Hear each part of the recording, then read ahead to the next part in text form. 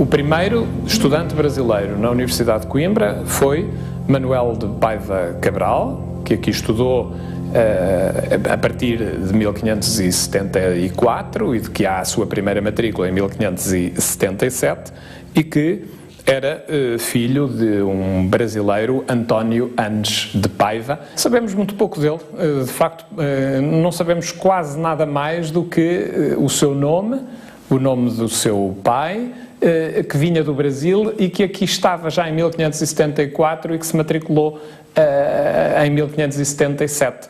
Depois disso perde-se-lhe o rastro e, portanto, não sabemos se ele regressou ao Brasil, se ficou por Portugal. De facto, o que é curioso é que temos hoje a certeza que foi o primeiro estudante vindo do Brasil que estudou aqui na Universidade de Coimbra, mas muito pouco se sabe da vida dele. Bom, nós temos de ter a noção de que durante praticamente até à República não houve outra instituição de ensino superior no Império Português todo, senão a Universidade de Coimbra. Houve pequenos episódios, o próprio Brasil vem a ter ainda durante o período em que a corte esteve lá e o Dom João VI, e criaram-se duas escolas médico-cirúrgicas e uma academia, mas portanto a Universidade de Coimbra foi sempre o sítio onde se formaram as elites de direito, científicas, literárias, etc., dentro do Império Português. O ápice da presença de estudantes originários do Brasil aqui, o que se prende por um lado, o que se prende sobretudo, basicamente, com a descoberta de ouro e diamantes no Brasil, que deu alguma projeção a algumas elites locais, foram as 3 décadas que estão compreendidas entre 1720 e 1750. Durante muito tempo a Universidade de Coimbra era o único destino para os estudantes brasileiros oriundos do Brasil que quisessem ter uma educação superior. Obviamente, a partir do século XIX e século XX, sobretudo, isso deixou de ser a única opção, mas sobretudo ao longo deste tempo, mais do que o número, evoluiu também o tipo de estudantes que recebemos. Se nos períodos iniciais os estudantes vinham sobretudo à procura das disciplinas ligadas ao direito, à administração, aquilo que era fundamental para formar as elites dirigentes do país, e do país que foi o Brasil, os alunos que agora temos aqui, em 2013, são sobretudo alunos de tecnologia, de ensino das ciências, muitos também de direito, mas, portanto, à medida também que as necessidades do Brasil como país evoluíram, também evoluiu o perfil e a dimensão da presença brasileira na Universidade de Coimbra.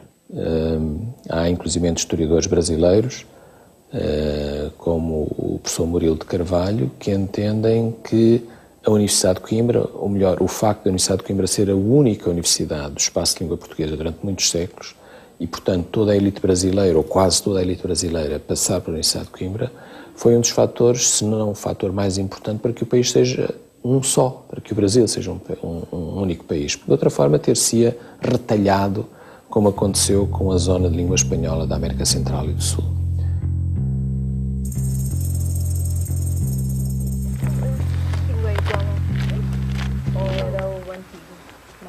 Aquilo está em ruína. Na altura em que o Brasil se fazem os acordos do Tratado de Madrid, depois do Tratado de Santo Ildefonso, em que se delimita de uma vez por todas o que era território espanhol e o que era território português na América do Sul, os portugueses vão tendo necessidade, quer para a elaboração desses tratados, quer também para o próprio reconhecimento e a própria administração do território, de ir fazendo o reconhecimento e o mapeamento do Brasil. E grande parte dessas pessoas são formadas na Universidade de Coimbra, a par com um conjunto de quadros que depois fazem um mapeamento que não é apenas cartográfico, mas que é um mapeamento da própria realidade e das potencialidades do território do Brasil. E aí temos o levantamento ao nível das espécies animais, vegetais. Nós aqui no Observatório Astronómico, mas também no Arquivo Histórico no arquivo histórico da Universidade e na Biblioteca Geral, e suponho até que em mais serviços da Universidade de Coimbra, há um conjunto considerável de mapas do território brasileiro de finais, do período do Iluminismo, dos finais do século XVIII, princípios do século XIX, mas há também a própria cartografia elaborada, por exemplo, durante a famosa viagem filosófica do Alexandre Rodrigues Ferreira, que decorre entre 86 e 92, 1796 e 82.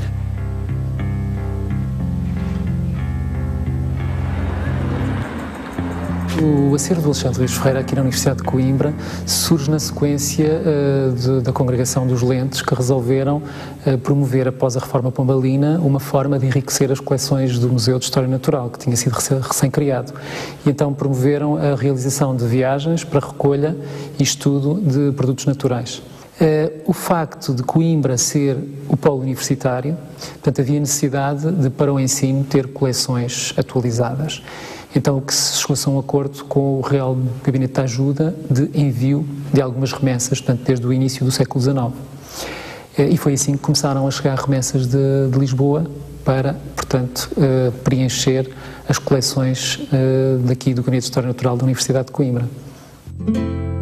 Um dos núcleos interessantes que temos é o núcleo de produtos industriais, e estes produtos industriais agora correspondem ao nosso material etnográfico antropológico que temos nas coleções antropológicas, e na prática é composto por armas, arcos, flechas, zarabatanas, máscaras e adornos como colares, pulseiras. As máscaras em particular são muito interessantes porque são de algumas tribos brasileiras que já estão extintas da Amazónia, que já não existem hoje, portanto são muito valiosas nesse aspecto. Dos répteis temos uma coleção muito interessante.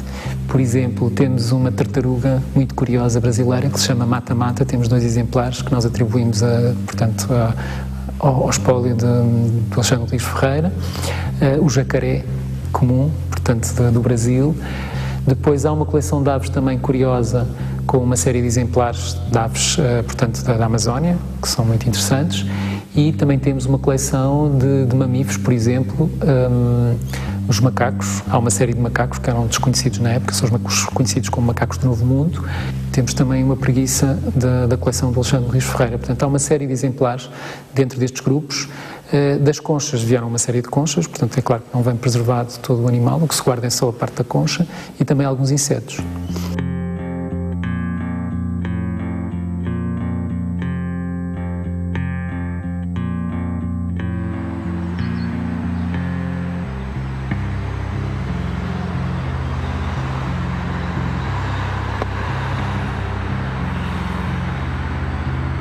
Marcas do Brasil, aqui no Instituto Botânico, antigamente Instituto Botânico e Jardim Botânico, há várias.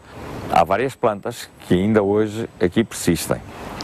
Particularmente aquelas plantas mais comuns, utilizadas mais comumente no Brasil, como por exemplo a pitangueira, por exemplo a araucária, que é conhecida no Brasil como pinheiro do Paraná.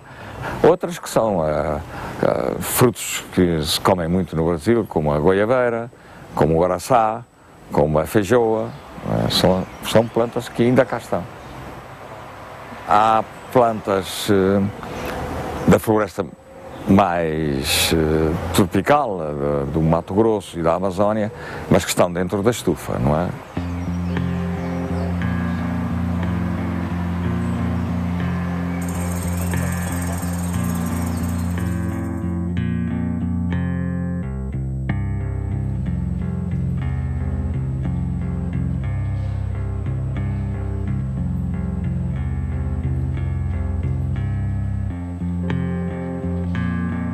A relação entre a Biblioteca Joanina com o Brasil é, digamos que, uma relação direta e uma relação indireta.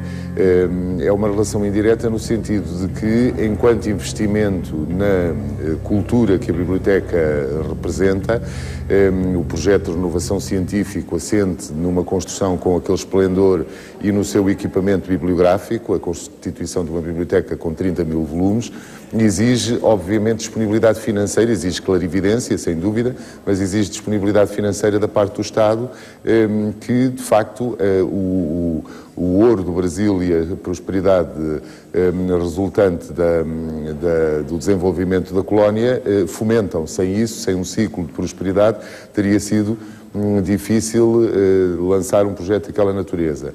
Do ponto de vista direto, a relação mais óbvia é a que tem que ver com a utilização de matérias-primas brasileiras, o ébano, o jacarandá, as madeiras preciosas, nos 6 extraordinários bufetes, distribuídos por 3 pares quase idênticos, mas diferentes, que pontuam as 3 salas da livraria. É aí que verdadeiramente o Brasil se sente, porque trata-se de uma aliança formal entre a alta marcenaria europeia, o Francesco Realdini é o autor dos bufetes, e a utilização de matérias-primas específicas da disponibilidade da coroa portuguesa. Portanto, naturalmente eles seriam realizados, por exemplo, em madeira dourada, e não foram realizados nessas matérias-primas preciosas.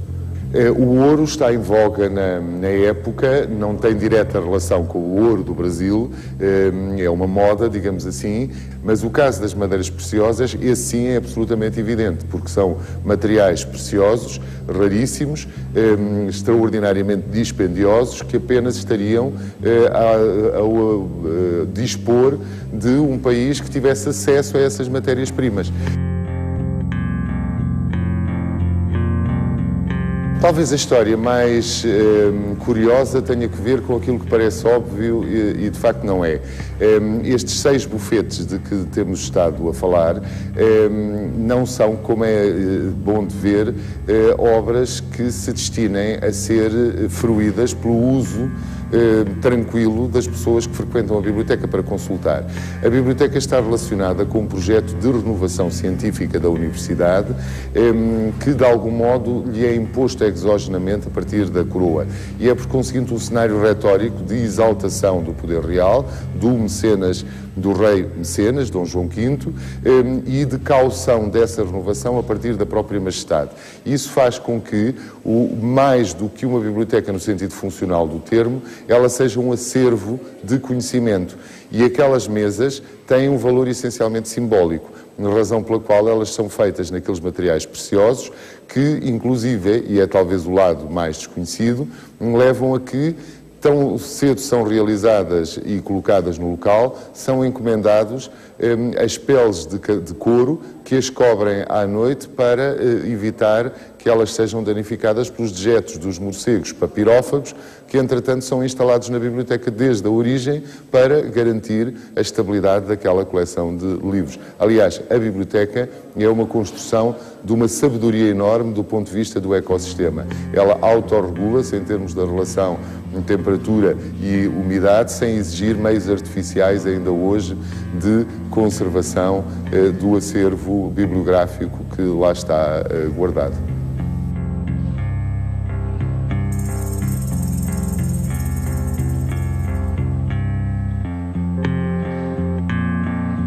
Dom Francisco Lemos ficou, sobretudo, conhecido por ter sido o grande reitor reformador da Universidade de Coimbra. É o homem que vai, a par com o Marquês, fazer a reforma que ficou conhecida como Pombalina. É um homem que é um cosmopolita para o seu tempo, que tem uma longevidade muito grande para a época. Ele viveu 87 anos.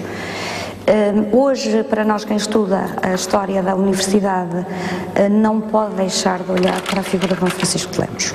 Foi o primeiro reitor brasileiro da Universidade de Coimbra, Dom Francisco de Lemos Pereira Coutinho, originário de uma família do Rio de Janeiro, que veio para Portugal estudar com o irmão, aqui se fixou e foi uma personalidade absolutamente decisiva no apoio que deu a Sebastião José de Carvalho e Melo, o Marquês de Pombal, na altura da reforma dita pombalina da Universidade. Fazendo um pouco a viagem atrás, não nos podemos esquecer de que a situação portuguesa, apesar da riqueza que graçava pelo país, fruto, enfim, da riqueza que nos vinha do Brasil, o ensino em Portugal era um ensino, de alguma forma, retrógrado. Todo o chamado ensino menor estava nas mãos dos jesuítas, o que lhes conferia um poder, obviamente, muito grande. E o Marquês de Pombal, enfim, vai travar essa hegemonia que os jesuítas tinham e vai fazer primeiro uma reforma dos estudos menores e depois uma reforma dos estudos maiores, ou seja, dos estudos superiores. E ele vai nomear Dom Francisco de Lemos para reitor da Universidade de Coimbra. E Dom Francisco de Lemos, logo em 1771, faz um balanço do estado da universidade. E, portanto, ele vai analisando faculdade a faculdade, curso a curso, as razões pelas quais a universidade estava como estava, decadente segundo ele próprio, mas também vai propor a maneira, uma forma de tornar a universidade moderna.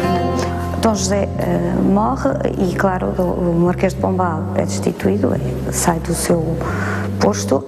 Dom Francisco Lemos, em 1779, termina as funções como reitor e isto encerra o primeiro mandato. No entanto, ele vai ser nomeado como Bispo de Coimbra, sucedendo Dom Miguel da Anunciação, e vai sê-lo até ser de novo nomeado para reitor da Universidade de Coimbra, o que ocorre em 1799. Portanto, ele continua ligado a esta cidade e, curiosamente, ligado também ao edifício onde estamos hoje, que é o Museu Nacional Machado de Castro, que foi, antes de 1911, a residência episcopal. Portanto, aqui também, neste espaço, viveu Dom Francisco Lemos.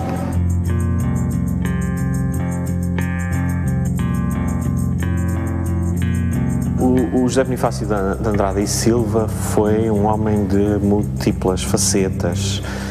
É uma figura importantíssima na história do Brasil. Ele é o pai fundador da nação brasileira, no sentido em que foi ele que foi o principal diplomata responsável pelo processo de independência do Brasil e que conseguiu a unificação, e, portanto, o Brasil com a configuração que tem hoje e que adquiriu logo nessa altura, deve-o em larga medida à figura de José Bonifácio de Andrada e Silva, que foi também um eminente cientista, um geólogo, mineralogista, primeiro professor, primeiro lente da cadeira de metalurgia aqui na Universidade de Coimbra, onde ele estudou. Inclusivamente nós, durante as obras do laboratório químico, viemos a encontrar um forno que depois foi convertido numa OT e que no processo de reparação e de análise daquele material percebemos que se tratava de um forno com uma estrutura típica de um forno de metalurgia do final do século XVIII e que, portanto, terá sido adaptado por ele e usado por ele como forno de metalurgia. Portanto, é um forno que nós dizemos ser o forno do José Bonifácio. Ele recolheu também muitos minerais que trouxe para Portugal e dá uma medida esta galeria, que se chama Galeria José Bonifácio.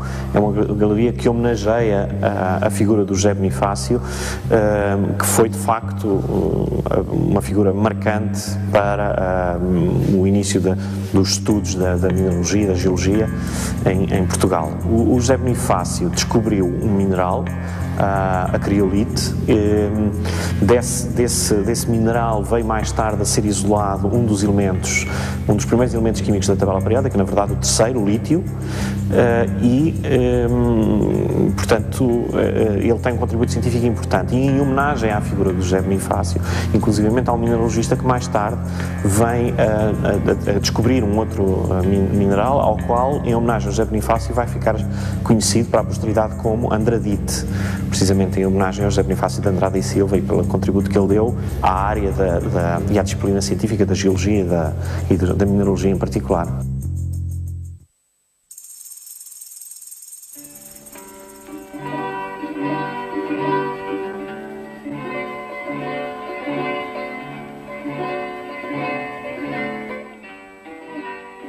Lucas Junot, portanto, nasceu em Santos em 1902, filho de portugueses que tinham emigrado para o Brasil já há bastante tempo.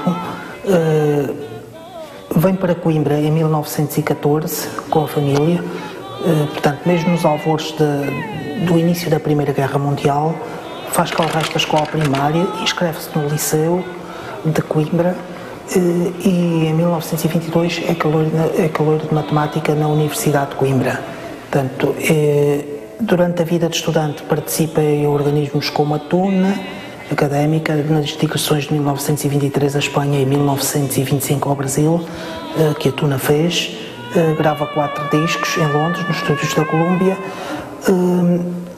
Durante esta fase, digamos que é se calhar o auge da carreira musical dele. O Lucas Junot faz parte de uma geração que, digamos que é a primeira década do ouro na canção de Coimbra. Ele era um tenor levado ao máximo.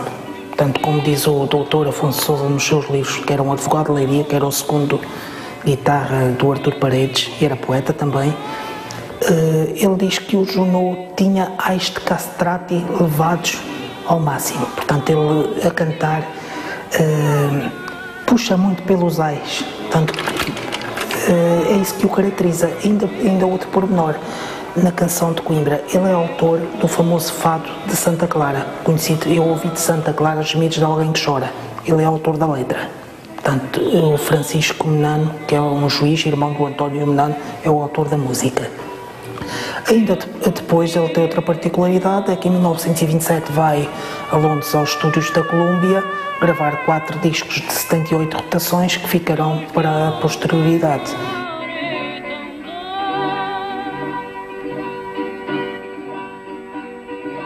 Vai para Angola trabalhar, sai da taluda em Angola e com isso regressa ao Brasil. Participa no Brasil. Participa na Revolução de 1932, que é a Revolução Paulista. Ele está cerca de 30 anos, talvez, sem vir a Coimbra. No Brasil, tocaria em festas com os amigos, se calhar na Associação dos Antigos Estudantes de Coimbra, mas não teve uma carreira musical. Ele estava muito doente, mal de saúde, e queria vir a rever Coimbra. E então ele consegue em 1967, porque ele dizia no Brasil que morrer sim, mas depois de rever Coimbra. Então ele, quando vem rever Coimbra em 1967, já está um bocadinho doente. Ele tinha um sonho que era vir rever os colegas todos do tempo dele, de norte a sul do país, e já não consegue fazer. Portanto, ele regressa ao Brasil e falece no ano seguinte, em Santos.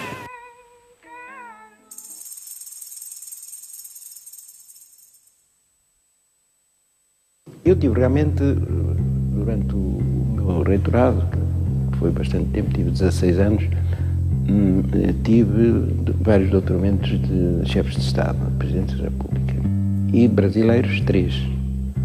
Tancredo Neves, o Sarney e o Fernando Henrique Cardoso. Os doutoramentos de chefes de Estado não são a mesma coisa que os doutoramentos, que são doutoramentos honoris causa, não têm, digamos assim, o mesmo estatuto dos doutoramentos honoris causa de outra natureza. A maior parte dos doutoramentos honoris causa, como se sabe, são doutoramentos científico-culturais, são professores, cientistas eminentes que são doutorados pela universidade. No caso dos Presidentes da República, também pode acontecer que o Presidente da República seja um jurista eminente, ou seja um cientista eminente, mas muitas vezes não é, são doutoramentos, portanto, não científicos ou científico-culturais, mas doutoramentos políticos. A cerimónia é a mesma, o título é o mesmo, mas como são doutoramentos que têm uma dimensão política, em regra são precedidos de contactos com o governo português, com as embaixadas do respectivo Presidente da República. O Presidente Lula da Silva acho que merece inteiramente a atribuição do doutoramento honoris causa, e a Universidade de Coimbra reconheceu isso, porque ele de facto transformou o Brasil. Há muitas opiniões sobre se ele trabalhou bem ou se trabalhou mal, embora a taxa de aprovação do Presidente Lula da Silva, quando ele terminou o mandato, era absolutamente fora de série, extremamente elevada comparado com aquilo que é habitual em Presidentes da República, enfim, em responsáveis máximos de um país. E só esse facto justifica que esta honraria lhe fosse concedida. É também um caso particularmente interessante, porque foi o primeiro presidente do Brasil, e é raro no mundo, um presidente sem formação universitária. de modo que o facto da Universidade de Coimbra lhe conceder o grau de doutor honoris causa tem, no caso dele, um significado muito particular, até porque em todas as lutas políticas em que ele esteve envolvido, sempre foi acusado por aqueles que a ele se opunham de não ter a formação necessária. Houve uma coisa que ele decidiu desta forma, e que é uma honra para a Universidade de Coimbra, é que, tendo ele muitas ofertas de doutoramento honoris causa, para já ele não aceitou durante o seu mandato receber qualquer tipo de título desse género, mas depois do mandato terminado entendeu que o primeiro doutoramento honoris causa que ele queria receber era o da Universidade de Coimbra. Isso é para nós motivo de grande satisfação e de honra, porque de facto a ligação entre o Brasil e a Universidade de Coimbra é profunda, é histórica e é muito especial.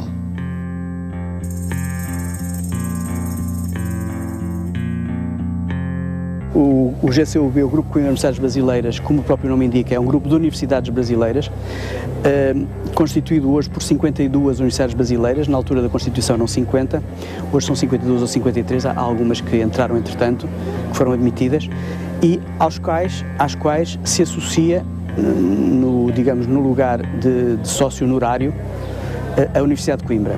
E essa aceitação da Universidade de Coimbra num grupo de universidades brasileiras tem como causa, como razão,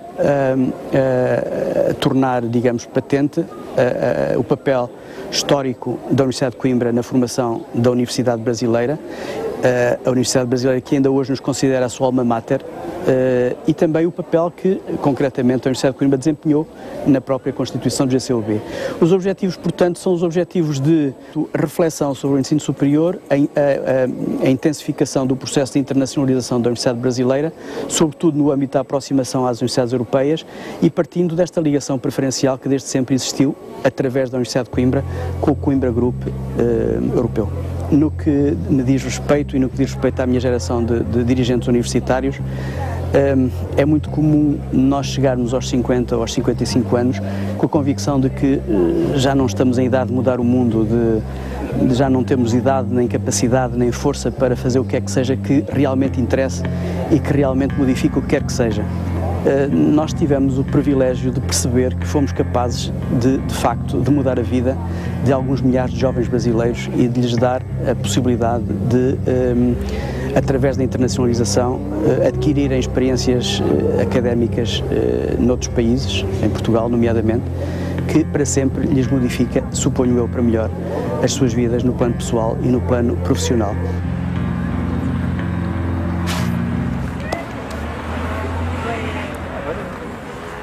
Olá, meu nome é Alexandre Cesário Strachan, tenho 22 anos, sou do Rio de Janeiro, estudo na Universidade Federal Fluminense e estou aqui em Coimbra há 9 meses. Meu nome é Camila Correia Monteiro da Silva, eu tenho 22 anos, estou em Coimbra há 9 meses, sou de Campinas, São Paulo e estudo na PUC Campinas. Meu nome é Vitor Lages, tenho 21 anos, sou do Piauí, no Brasil, do Nordeste, estudo na Universidade Federal do Piauí e estou aqui estudando em Coimbra desde fevereiro, há 4 meses. Meu nome é Thaisa Maia, sou de Curitiba, no Paraná. Estou em Coimbra há 4 meses e estudo jornalismo. Meu nome é Ana Charlotte, sou da Universidade do Estado da Bahia e estou aqui há 8 meses, tenho 25 anos e faço jornalismo. Um dos aspectos talvez mais curiosos da presença dos brasileiros em Coimbra é que Coimbra é o sítio onde o Brasil todo se encontra. Há historiadores brasileiros que defendem que o facto da geração que fez a independência do Brasil ter praticamente na sua totalidade estudado em Coimbra, criou entre essas pessoas um grau grande de união, de comunhão de princípios e de laços de solidariedade que tiveram de facto um impacto importante no surgimento do Brasil como uma nação única e a sua manutenção como nação única. Estudar na Universidade de Coimbra tem sido uma experiência maravilhosa, principalmente para conhecer esses contrastes de ensino e aprendizado da universidade brasileira para a universidade portuguesa e principalmente conhecer os outros estudantes. Bom, antes de vir para cá, não sabia muito sobre as tradições de Coimbra, não sabia muito de como Coimbra é, mas sabia da sua importância como uma universidade europeia, uma das melhores universidades da Europa. E quando eu cheguei aqui me surpreendi porque tive oportunidade de participar de algumas coisas fora extracurriculares da universidade em relação ao meu curso e acho que tem acrescentado muito à minha vida profissional. Para mim está sendo uma experiência fantástica estudar aqui, porque assim, o ambiente é completamente diferente do Rio de Janeiro. Aqui eu conheci pessoas do mundo inteiro, aqui o convívio é muito maior com o pessoal de outros países. Acho muito legal estudar aqui na Universidade de Coimbra, porque a universidade ela tem uma tradição bem diferente de tudo que eu já tinha conhecido. Além disso, o ambiente é muito acolhedor, os alunos são muito receptivos. A universidade é muito renomada no mundo todo, por ser uma das mais antigas da Europa. Então é um ambiente bem confortável. Coimbra é uma cidade maravilhosa. Eu me apaixonei por Coimbra assim que eu desci do autocarro e já decidi que quando eu ficar mais velho eu vou trazer meus filhos para cá, para conhecer a universidade que eu estudei. Bom, a cidade em si é linda e oferece um âmbito cenário grande, cultural. E aqui eu costumo bastante ir no Teatro Gil Vicente, passar tardes no Mondego, no Penedo da Saudade, essas coisas mais jovens, assim. Aqui em Coimbra tem muitos aspectos bons culturalmente também. Já fui algumas vezes ao TAGV, e é um teatro muito bom, assim. E também, além disso, o ambiente noturno da cidade também é muito acolhedor, né? Muito bom, assim.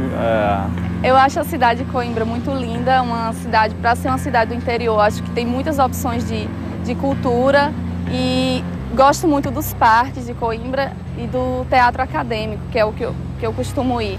Então acho que para os estudantes, em geral, é uma cidade que realmente oferece muitas opções.